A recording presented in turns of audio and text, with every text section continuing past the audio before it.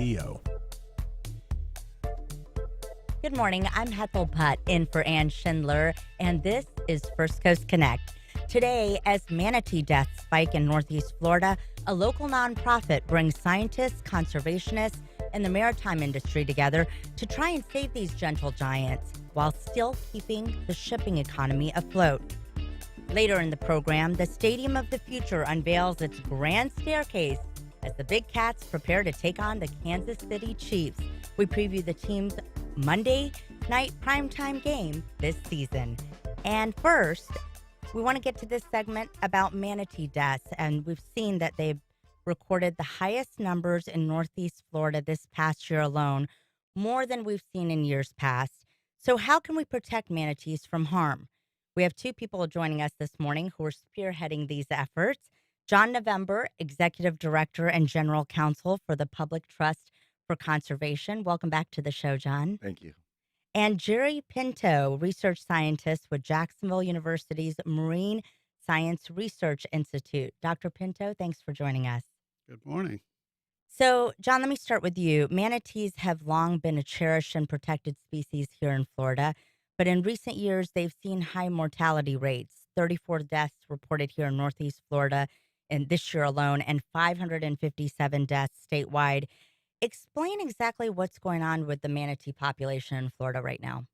Well, a lot of people don't know that we only have about 10,000 manatees in this state altogether. Wow. And we've had an opportunity to come together as a community and protect our neighbor, the manatee.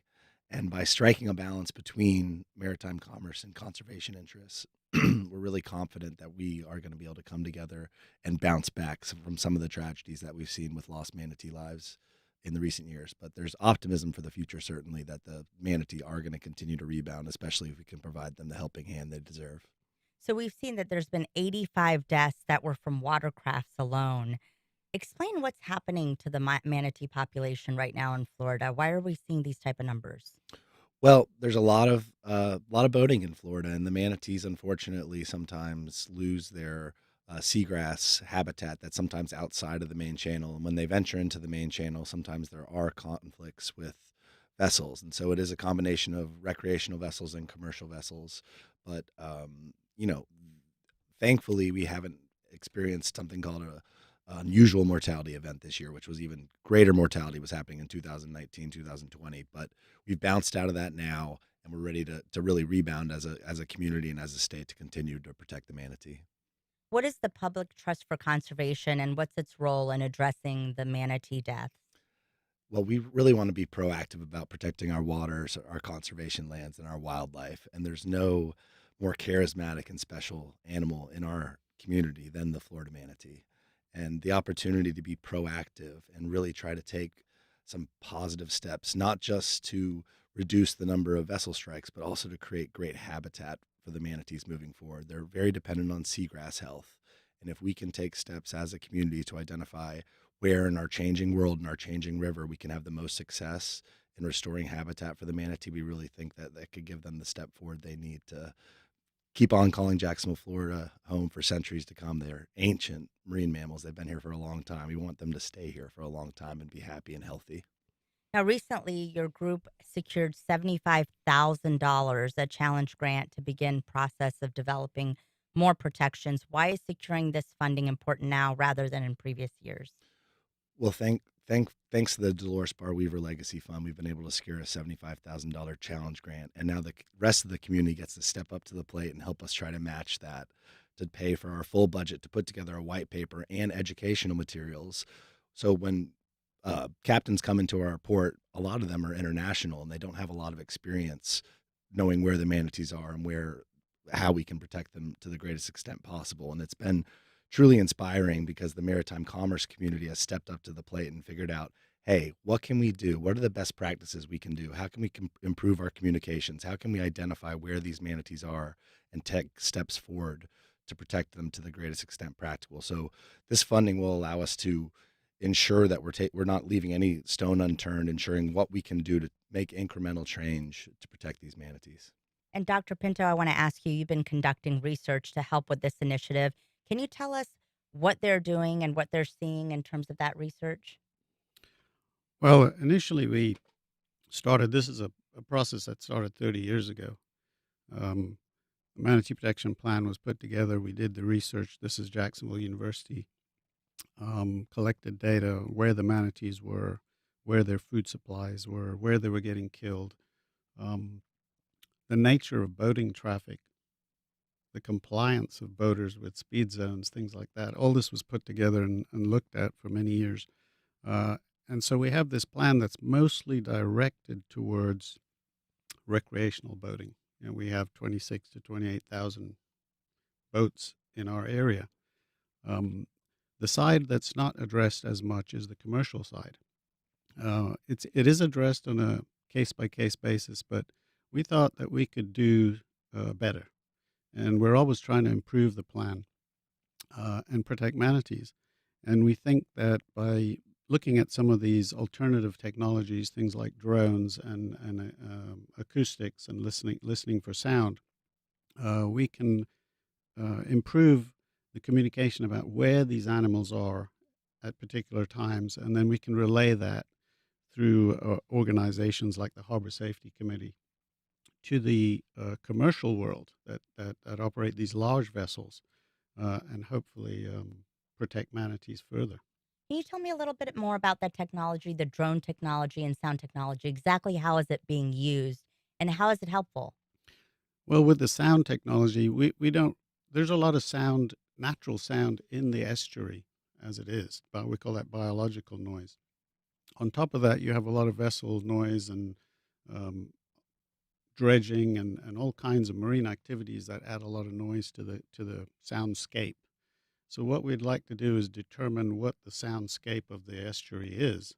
And so we have these hydrophone recorders that will record sound, and we'll record them at different depths, at different places, starting at Mayport and going all the way down to probably the Buckman Bridge, Mandarin sort of area, to get an idea of how much noise there's in the estuary and what's the nature of that noise. And if we can hear manatees and dolphins and other wildlife in the area, we can use that as a proxy to presence or absence of these animals in an area, Can you even though we may explain? not be able to see them. Yeah. And can you explain why the manatees like these parts of the river and they're so often crowded by these commercial ships in those areas? Well, manatees have been in Florida for millions of years, uh, and so they've always used the river. And as vegetarians, they like to eat the vegetation that grows in the river. Um, the river's been altered for the last 250 years. I mean, we've dredged it, we've changed its direction, we've done a lot of things to it. Yet the manatees still prevail and come through in their yearly migration up here towards their food resources. And so they've always done it because that's what they do, and they know where the food resources are, and they know where the springs are, and those kinds of things. Um, they've just had to contend with boating traffic as well as that now. Um, and hopefully our speed zones will help to protect them for the most part. But the boats don't keep them away. They still come back to those same areas. Yes, the boats don't prevent them from coming up here now. Let me ask you the response from the shipping industry. Are they receptive to the data? Are they receptive to your suggestions? Are they working hand in hand with you? For the most part, yes, and they've always been receptive. The port, in the 90s, we had a lot of manatee deaths that occurred from crushings, and the port responded by creating these cantilever docks and using these big Yokohama bumpers to create separation between the dock and the ships when they docked, and that problem sort of went away. More recently, we're trying to improve the plan so that we can address very rare events. And some of these rare events are like you might have a mating herd that's oblivious to everything else going on around them, but they end up being in the channel. And in the channel, when a large ship is traveling in the channel, it cannot stop on a dime. So being able to relay that information to ships ahead of time may be a way to help avoid manatee deaths that could occur that way. John, I want to ask you, how is this initiative different from what the city of Jacksonville's efforts have been to protect manatees? Are you working hand in hand or is there something different that you guys are doing?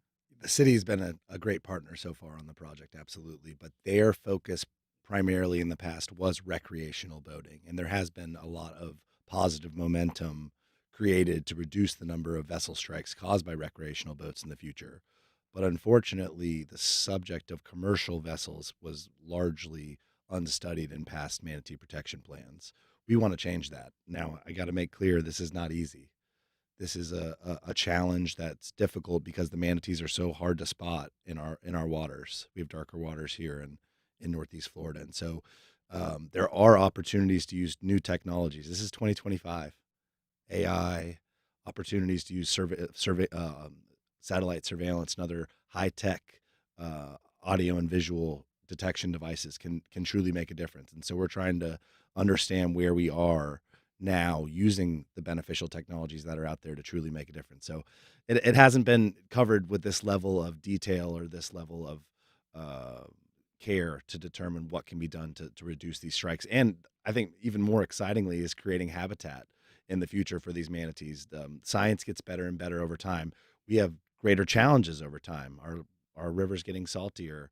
The dredging has changed the nature of the river. How can we adapt?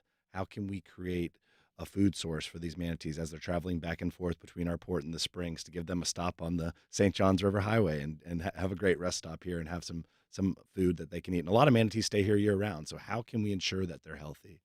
That's the excitement of the project so far. And you talked about technology. Expand a little bit on how AI could be used to assist you guys. University of Florida researchers are actually using AI to take satellite imagery and be able to pick out where the manatees are. So right now we've been dependent on aerial surveillance. Dr. Pinto has spent decades going throughout the river to identify where the manatees are and where they're not. The capacity to actually use AI to automatically, in a split second, be able to digest a lot of information is a key possible improvement moving into the future. And something that also is kind of exciting is kind of trying to complement the aerial surveillance that Jerry does from airplanes with drones that will allow us to get a better idea, especially in targeted areas where the manatee activity is, where the seagrass habitat is, and how we can balance those two to create great places for them to live and also safe transport for our commercial maritime industry. You've been quoted as saying protecting manatees protects the river itself. What do you mean when you say that? They are such a integral part, our wildlife, of our community. If we can't step up and protect our wildlife, that's a reflection on us as a community. If we can have a healthy river, we can have a healthy community, we can have a healthy society. And I believe that the St. Johns River is our greatest asset as a community, and the manatee, along with the dolphins and the right whale and some of our other key species, are a reflection of who we are as a community and a society, and we can do better. We shouldn't put out the white flag just because things are changing. We're losing habitat at rapid speed. We can respond. I believe in Jacksonville. I believe in protecting the manatee. Dr. Pinto, are there any specific examples of manatee vessel collisions in Northeast Florida that jump out at you that were particularly disturbing? Well, I think anytime a manatee is killed, people are concerned about that.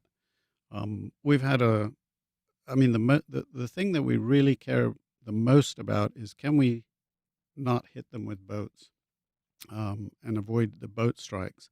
And so far in the last few years, we've actually had low numbers of vessel mortalities in Duval County.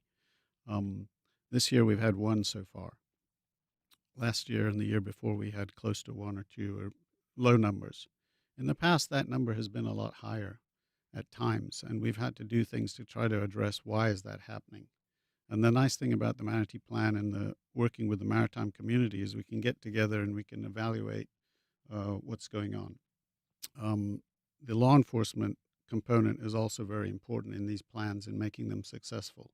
And we went from, in the 90s, 2 officers on the water to now 8 on the water, and an additional police station basically near Ready Point. So that's helped a lot as well. I think the main thing is we're trying to get more data about the interaction between manatees and commercial vessels. In the past, we've always had a lot of information about recreational boating, but not so much on the commercial vessels. One of the benefits of the shipping channels is that these big vessels stay in the channel, and that in itself is good for manatee protection, because the manatees don't tend to stay in the shipping channels. But occasionally they will get in the channel, and it's those instances that we want to try to catch and communicate that to whoever needs to know that information. And one of those cases that stands out in May of 2023, four manatee carcasses were found not far from the port. And you kind of touched on this before. Investigators determined that they were part of a mating herd and were killed by a large watercraft's propeller. What are some of the changes that you've made since then to kind of prevent those type of mass deaths of manatees? Well, those deaths tend to occur very infrequently. In fact, that type of incident is quite infrequent. But we found that we have a lot of foreign vessels that come into our port. Those vessel operators are not necessarily cognizant of our needs and our issues here with manatees. Right. And so we have produced, together with the port, a port placard in the past that identified that information to them and could be given to them. We want to expand on those initiatives now again, and make sure that the communication is very good and that there are protocols in place that have not really existed in the past that much. John, let's talk a little bit about the Florida Department of Health. They issued a health advisory in June warning of excessive algae blooms in the St. Johns River. How much would it cost to clean up the St. Johns? And also, what kind of help are you getting on the state level? Nutrient pollution is a massive, probably the greatest issue facing our state right now in terms of water quality. And thankfully, there are opportunities to reduce that through comprehensive planning, through adoption of basin management action plans. And right now, we are actually going through a process of trying to reduce the amount of nutrients and pollution entering the system. Thankfully, the state has stepped up and continued to develop these plans, but we need to do more. We need to catch all the different sources of pollution that are entering our system, because when there is algal blooms, they tend to outcompete the native vegetation, the native seagrasses, and the manatees can't eat the algae. They need those seagrasses to be robust in order to survive and move towards the future. So And this is a $1 billion type of fix. I mean, this is not cheap to try to address this issue. no, I agree. It's just the impacts of biosolids pollution coming up from Central Florida and going up the river. That alone is going to cause $1 billion cleanup. But thankfully, there are incremental steps that can be made. The dream is to restore the St. Johns River to how it was when I talked to my folks, my grandparents' age. They talk about how you could look down and see seagrass. That's not impossible. We have an opportunity to be adaptive, plant the type of vegetation that could be resilient. Obviously, it's a big challenge. Hurricanes come, there's disruptions in the system. But boy, if we can make this happen, it would make a big difference for Jacksonville. Okay, so let's talk a little bit more about the $75,000 match funding to complete the project scope. So the goal is $150,000 in funding. What is the intention of this funding, and do you think it's possible to get the match that you need? I do. I feel confident that this program today on First Coast Connect, being such a great voice, getting the word out to the community, can really help. And it's an incredible opportunity to fund the work of scientists like Dr. Pinto at the Marine Science Research Institute, and also hiring the other consultants and maritime commerce experts that can help us come together and strike that balance between conservation and commerce. We can do it. And frankly, we live in Jacksonville, Florida. If it doesn't fly and continue to support the maritime commerce industry, we're not going to be able to reach that goal from a conservation perspective. And it's been really cool to see the maritime commerce community who love manatees and they love boats. How do we strike that balance?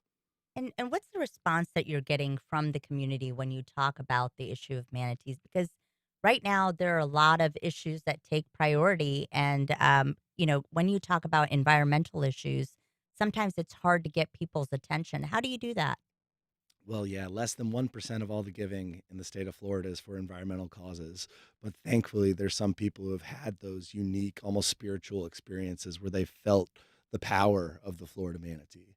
And when you've had that experience and known and looked at them in the eye and know that they need our help, that moment, I think, can inspire people to step up to the plate and protect the manatee. It's such an important thing to do. And if you're interested in supporting the cause, you can go to publictrustlaw.org to donate. We need the community to step up to the plate. John, you're so passionate about this. You can hear it when you talk about it. What kind of keeps you up at night when you think about the manatee population here in Florida? I mean, you have young kids, you're thinking about their future. What keeps you up at night?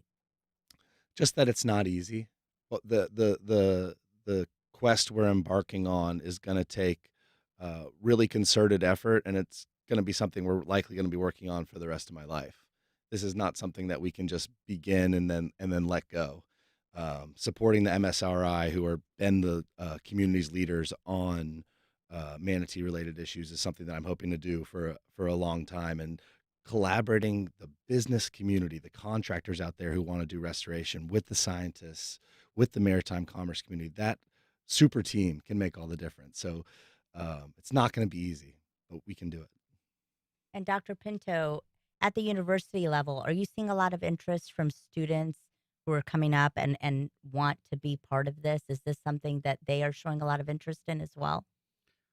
I think young people in general are very worried about climate change and how it affects manatees and dolphins and all other kinds of wildlife, and our issues going forward, the pressures on our natural resources that are going to massively increase. They're concerned about that. They're worried about that. And so, yes, they're always interested in protecting manatees and wanting to know how to get involved. And thankfully, we have great teams with the state lab that's at the zoo. Um, the work they do, their teams recovering, assisting, releasing, animals. We work with them. Our students work with them. There's always tremendous interest. Yes.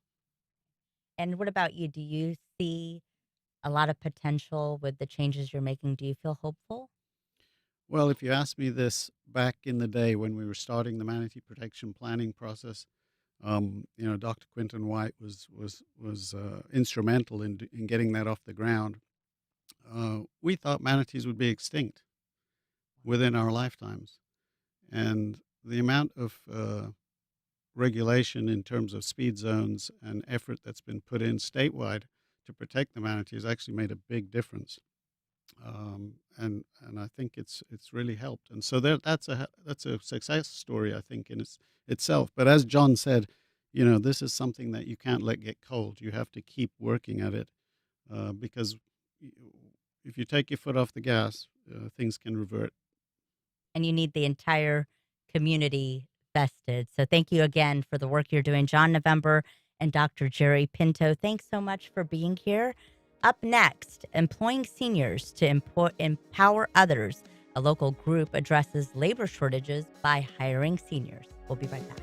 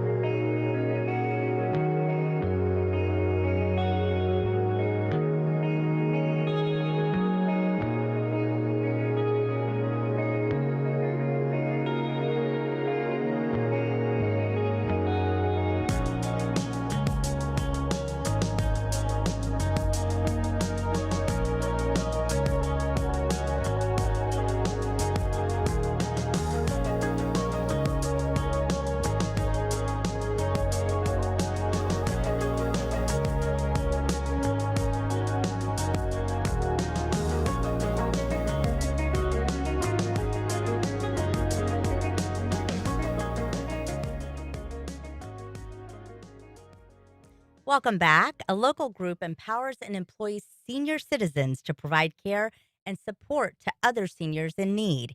Here to tell us about the need for senior caregivers and how it works are Lori Whitman, CEO of Seniors Helping Seniors, Northeast Florida.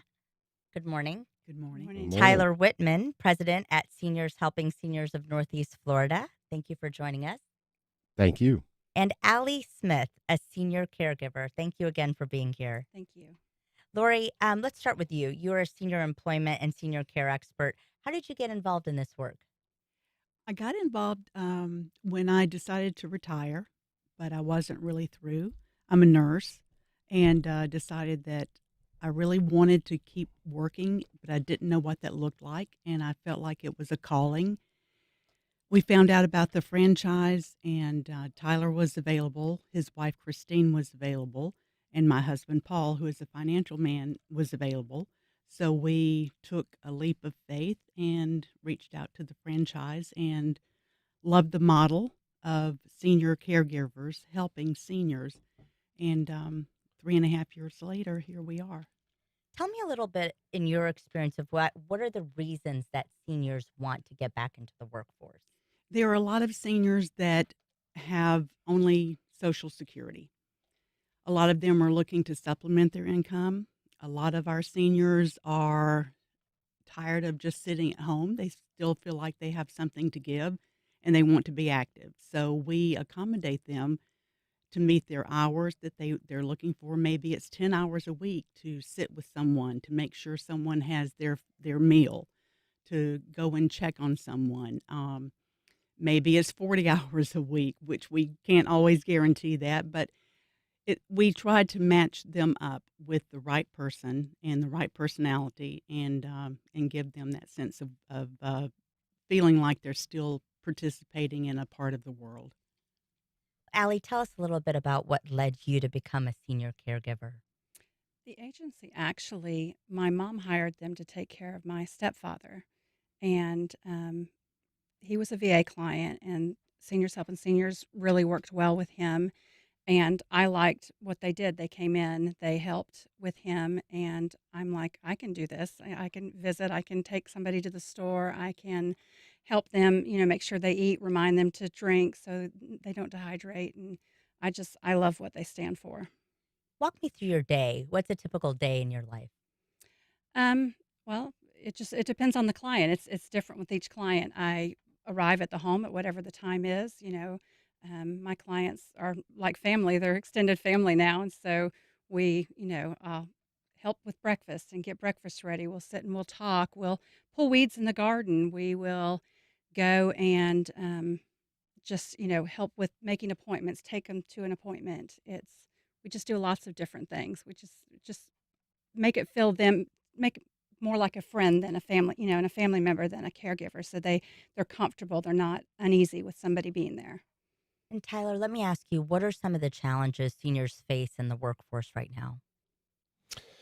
Um, well, I think from what I hear from our seniors is that they're just kind of looked over.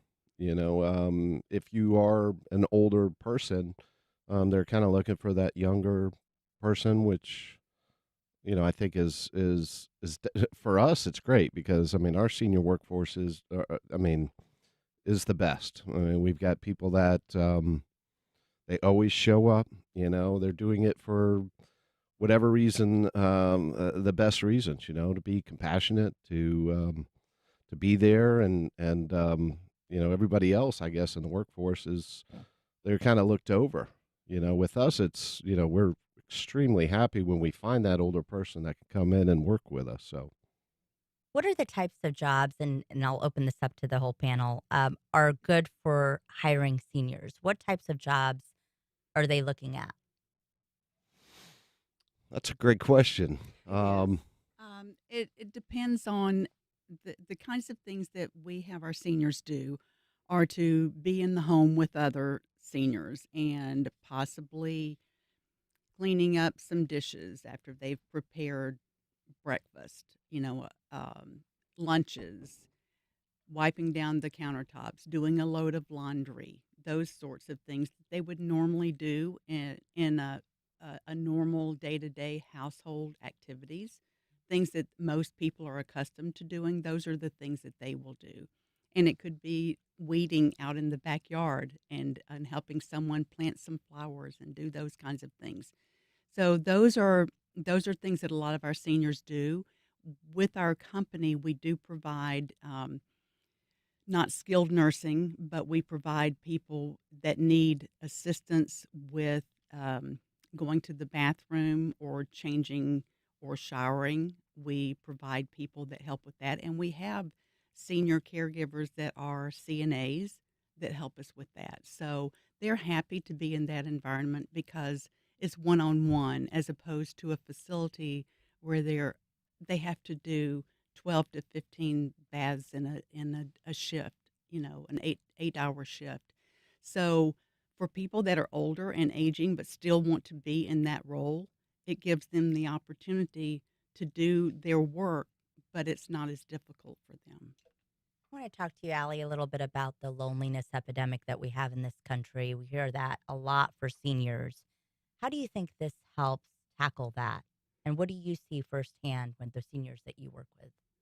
A lot of times when we first go in, seniors are a little apprehensive because, you have a caregiver coming in, but we try to make it, like I said, we try to more be more of their friend and their family member, and we let them know. And a lot of us, because we are older, we have that respect, and we're not going to come in and we're not there to boss somebody around. We're there to have a conversation and to find out what we can do to help. Can I help you, Miss Jones, with your laundry? What would you like to do today? Would you like to go for a walk? Let's go get some exercise. And so it helps them feel more connected, and just like they're not alone. And tell us, Tyler, if the listeners want to get involved, whether it's that they want to apply for a caregiving position or hire a senior for themselves or their loved one, what do they need to do to get involved? Well, they can just call us direct. Our number is 904-344-8826. Seniors Helping Seniors. We're off of Southside Boulevard, but we take incoming calls, all days of the week. I think this weekend we took quite a bit as well. So we're always open. And walk us through the process once they contact you. How does it work? When they contact us, obviously we do a screen. We also have a level 2 background screen that we do with all of our caregivers. We put them through that process, which typically is, takes about 2 to 3 days to get them approved. And then they come in, we do onboarding, which is, first and foremost, getting to know them a little bit better, getting to know what they're good at, what they really want to do. And then we do a little bit of training as well. And then we're pretty much on board. We have a few online courses that they do take before they get into the process of taking care of another individual, and then that's really it. Over 21% of Florida's population is over the age of 65. And I think you probably see this a lot where people retire, they think they're ready to retire, and they get bored or they think I hmm have a lot more to offer. And then they think, well, can I change my mind? What's the answer to that? Can they change their mind? Can they?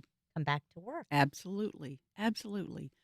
Like Tyler said and Allie said, our senior workforce is the most dynamic group of people that you'll find today. They have so much to offer, so much to give, and it's not over. And when I retired, after 2 weeks, I said, I can't do this. I have too much nursing knowledge. I have too much corporate America in my brain, and I don't want to stop. And I'm glad I didn't because it's the people that we've met. We have over 95 caregivers now. And it's just so rewarding because we're impacting their lives, they're impacting other lives, and it just, I would say, don't stop.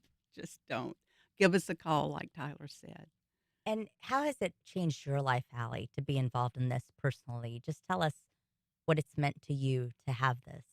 It's been nice to get out and to meet people, to feel like I'm still contributing to, you know, everyone, my home, my family, the people I care for. I mean, I almost feel like they give me more than I give them.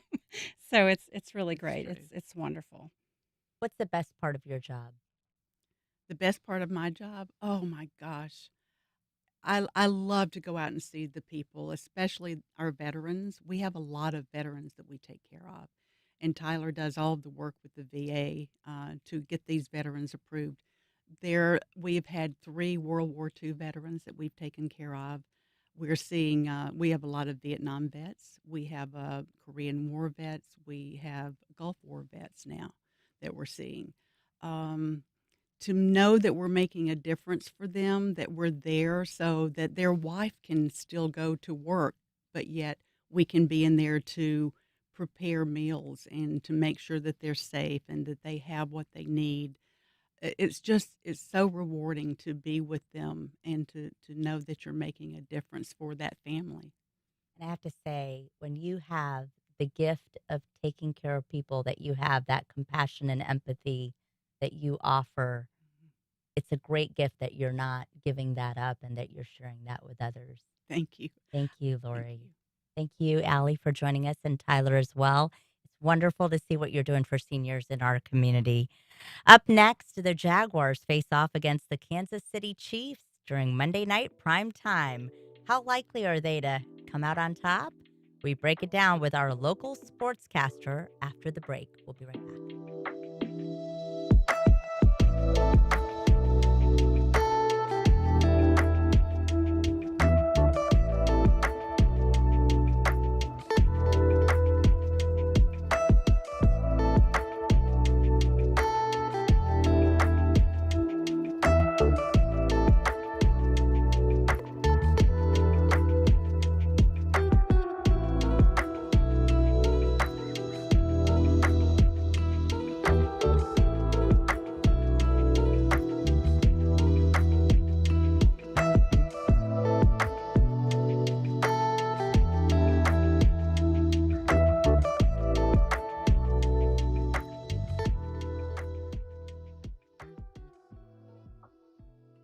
Welcome back. The Jags take on the Kansas City Chiefs tonight at Everbank Stadium in their only Monday night appearance.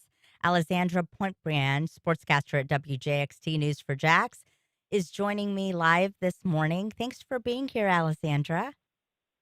Yeah, thank you for having me. It's an exciting day. Exciting day. I've got my teal blue for the Jags, and we know that kickoff is expected at around 8:15 at Everbank Stadium. The Jags are 3-1, and they haven't beaten the Chiefs, who are 2-2 since 2009, and they've never beaten Mahomes. So, what can we expect, and how important is this Monday night slot? Yeah, this is a huge Monday night game. I mean, this is prime time. Everyone will be watching the Jaguars and the Chiefs. And like you said, I mean, the Jaguars have a better record than the Chiefs. So that's turning the tables this season. I mean, you think of the Kansas City Chiefs as as the premier team, the team that everyone wants to be, their championship caliber team.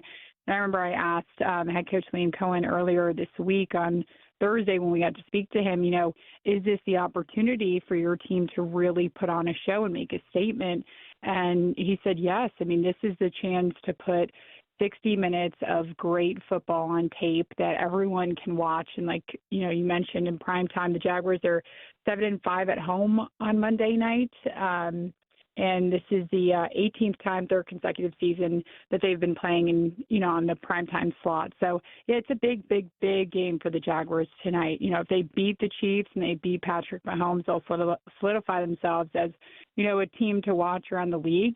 If they don't, then it will be kind of, continuing to at this point, it would be 0-5 against Patrick Mahomes, which, if they lose this one, I don't think it's that terrible because the Chiefs are just such a good team. But if they win, this would be a huge, huge win for Liam Cohen. And I understand that there are some whispers of whether or not Trayvon Walker will be playing in tonight's game with his injury. Do you have any inside scoop on that? And what would that mean for the Jags defense? It would be huge for Trayvon Walker. So last week during the 49ers game, he was hurt. He had a wrist injury. On Monday, he did see a specialist and had a surgical procedure done. He didn't practice on Thursday or Friday. On Saturday, he did return to practice, and he had a big cast on his wrist and his hand, on his left wrist and hand. So he was obviously limited in practice. Anthony Campanelli, the defensive coordinator, and head coach Liam Cohen both kind of reiterated that if he feels that he can play tonight, then he will be a go, but it will be a game time decision. So no one will really know until, 8:15 if he takes the field. He's huge for the Jaguars. He's one of the best defensive players on the team, one of the best players on the team in general, but one of the kind of forefront players up there on the line. He would be a huge loss, for the Jaguars if he can't play, but they do have some really good players behind him. Juwan Smoot being one who, has disrupted quarterbacks this year. He's a veteran player, one that you can rely on. But yeah, Trayvon Walker trending like he may play. Of course, we don't know officially just yet, but he did practice on Saturday, so that is a good sign. Tell us a little bit about the new Stadium of the Future renderings. On Friday, we saw the grand staircase unveiled, and you've had a look at it. What are people saying about it? Yeah, we did a social media video, and it kind of went viral. People are, I think the staircase, yes, it's just stairs. When you look at it that way, it's just stairs. Why are you excited about stairs? But it's not just about the stairs. It's really about 5% of the construction officially complete. They're still on track to finish the stadium August 2028.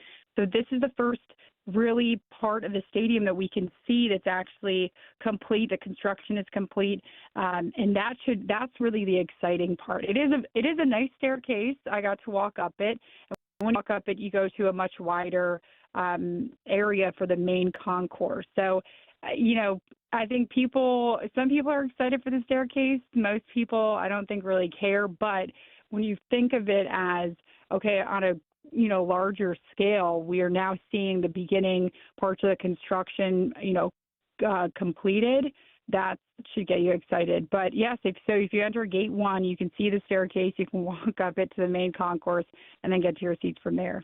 Well, I'm sure people will be running up those stairs to watch the game. Again, kickoff at 8:15. Alessandra, thank you so much for joining us, and we look forward to seeing that. Up next, from far out to fallout, an upcoming home tour features everything from mid-century architecture to a Cold War era bomb shelter.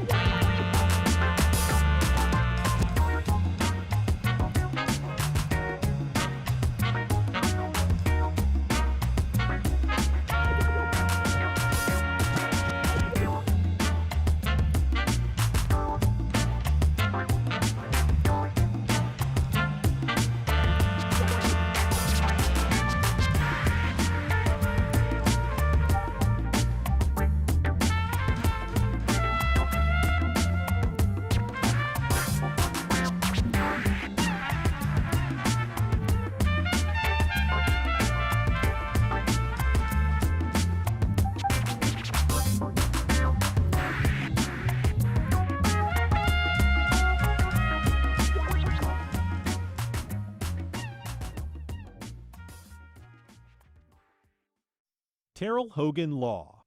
I'm Wayne Hogan. Highway, hospital, home, work. Where injuries happen can make a difference in the law and the outcome. More at terrellhoganlaw.com. The Florida Star newspaper, serving communities for over 70 years, is dedicated to being your source for delivering thoughtful, factual news. The Florida Star is available at over 200 outlets in Florida and Georgia, or at floridastar.com. Get ready for a magical family movie night at WJCT Studios. On Tuesday, October 29th, we're screening the Halloween favorite, Hocus Pocus. Doors open at 6:30, films at 7. Join us for a night full of spells, laughs, and the unforgettable Sanderson sisters. We'll have popcorn and concessions to keep you fueled for the night. Tickets at wjct.org/film. This Halloween classic is pure magic. Jake Sullivan served as national security advisor in the Biden White House. He says President Trump weakens U.S. leadership by not keeping his word in foreign affairs. So I asked Sullivan, hasn't that been the case with a lot of U.S. presidents? Okay, I'll say two things about this. One, I did not expect the red line in Syria to come up tonight, of all things, but totally fair enough. I'm Meghna Chakrabarty. My conversation with Jake Sullivan is on the next On Point. Today at 11, here on WJCT News 89.9. Defense Secretary Hegseth and President Trump are setting out a new vision for the military. Their Tuesday meeting put into question women's fitness while railing against woke policies. At the same time, the president suggested using U.S. cities for military training grounds. What the overhaul of the armed forces means for troops and civilians. Next time on 1A. Today, starting at 10 on WJCT News 89.9.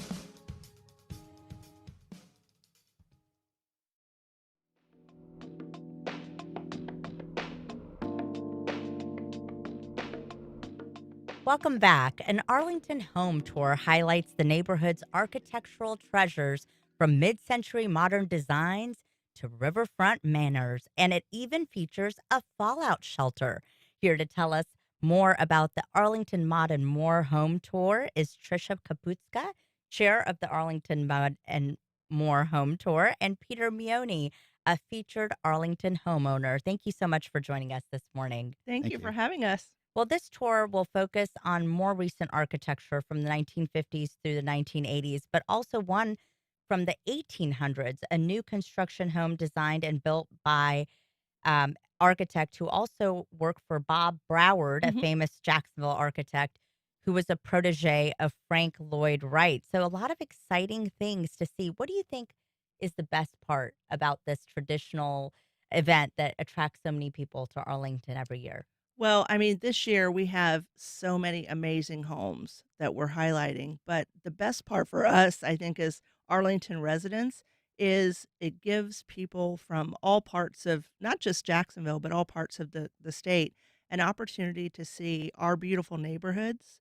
that they don't typically see when they're going down Arlington Expressway or Merrill Road. People just don't know what true Arlington is and its beauty and its tree canopy. And its waterways. And so this is really an opportunity for us to showcase that. And as a lifelong Arlington resident, I can attest to that. I grew up in Arlington and then bought a house right next door to my parents in Arlington. So it is a hidden gem in Jacksonville. Tell me a little bit about what makes this home featured in this tour historically significant in terms of the one that we were talking about with the architectural history. Well, so the 1800s home was actually moved from its original location to where it is today when the owner knew, Mr. Pickett, knew that the Matthews Bridge was probably going to destroy it. So he moved it. So we'll get to see that. And that home has gone through many, many iterations over, a couple of hundred years. And then, but, one of the homes that we're featuring is Peter and John's home in Alderman Park.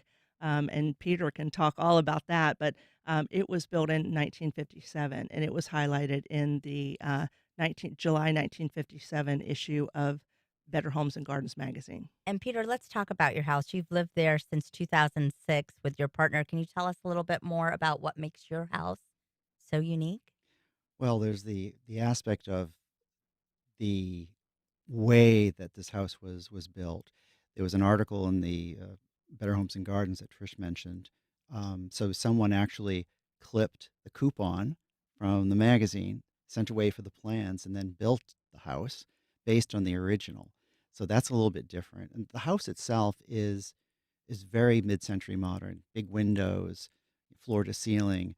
It does give a very expansive view of the property, which is not that big, but still you feel like you're in the canopy because clerestory windows near the ceiling show all the wonderful trees around, and it gives you a feeling of being connected to nature. What are your feelings about the growth in Arlington or lack of growth in Arlington over the last few years? It's an area that often some people think is a hidden gem and other people think that, it's overlooked. What are your feelings having lived there for a few years now? Well, I definitely agree with the hidden gem and overlooked. There is so much more emphasis now on the right kind of growth. We're seeing things like College Park, a number of JU initiatives like what is it, Dolphin Point, I Dolphin think. Point and a new Um, medical school. yeah, so there is good stuff coming.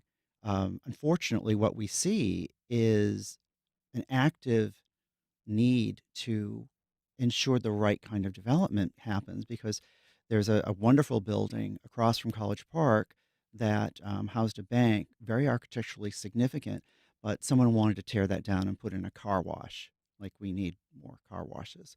So there is at least a core bunch of people in Old Arlington Inc. that sponsors the house tour who are really trying to make sure that we have the right things in the right places at the right time. And Trish, is this a rain or shine event? It is a rain or shine event. Yes. Okay, Yeah. so So you may, if it's raining too badly, we'll have little booties for you, and you may have to put them on your shoes or take off your shoes because we don't want to sully these beautiful homes. But yeah, it's rain or shine. all right. And if you're interested again in the Arlington Mod and More home tour, it's Saturday, October 11th from 10 to 4, Sunday, October 12th from 12 to 4. Guests can check in half an hour before the tour begins at Norman Studios on Arlington Road. Advance tickets at oldarlington.org, and tickets are $25 plus a $3 free. Children under 12 are free. So thank you again for joining us, Peter and Trish. And that's our program. Thank you for listening. If you have feedback or suggestions, you can send them either to First Coast Connect at WJCT.org, or you can hit up our social media pages. And you can join us tomorrow when Mayor Donna Deegan catches us up on the latest city business and takes your calls. I'm Hethel Butt, and you've been listening to First Coast Connect on WJCT News 89.9.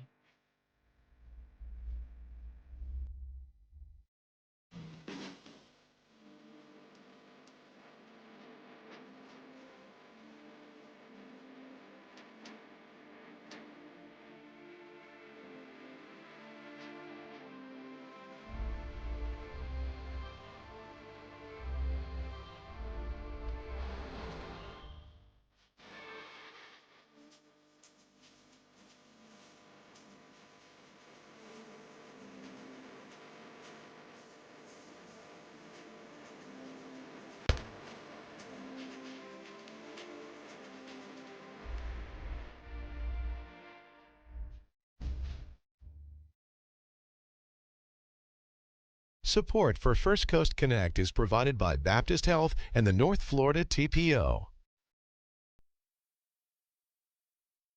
Baptist Health is a proud supporter of First Coast Connect. Baptist Health, committed to building a healthier community for all of us.